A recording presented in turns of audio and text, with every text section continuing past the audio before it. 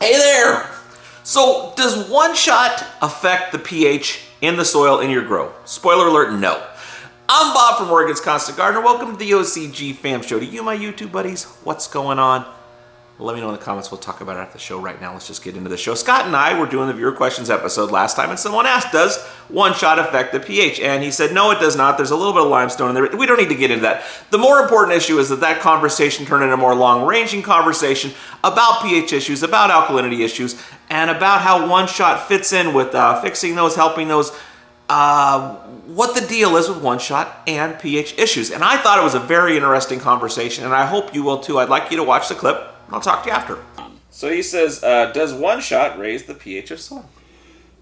It can. There is like this much limestone in it to dry it, but the pH increase would be momentarily for one or two waterings while that just dissipates out. So little as to make no difference. Yeah, I'd say it should make no difference. Now, depending on your water source and your potting soil and what's left in that, they can help react to something in there, but the amount of lime and calcium that we put in that product is only to dry it and not to promote alkalinity or calcium uptake.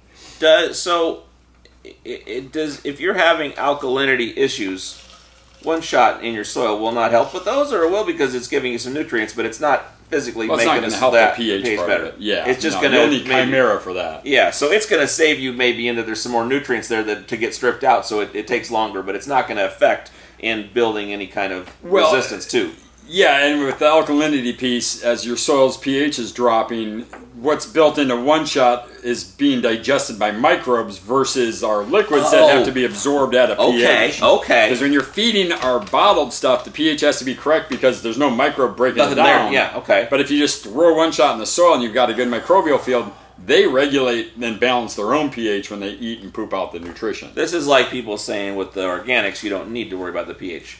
Yeah, to some extent, but whatever that is. And that guy lives in a perfect 6-9 water source, and he has no freaking issues with bad well water or anything. I got you. But yes, soil should be self-regulating. Yeah. But so you could be in an alkalinity situation, fixing it with one shot and wasting your bottles because you've got the pH is wrong in the soil. Yeah, they're still eating the one shot, but not accepting the nutrition from the bottle. All right.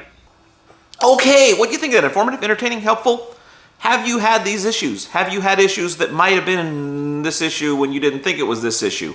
Let me know in the comments. Turp kits. We're going to go see Christopher and talk about that next week. I love you. I'll see you then. It's the OCG Fam Show.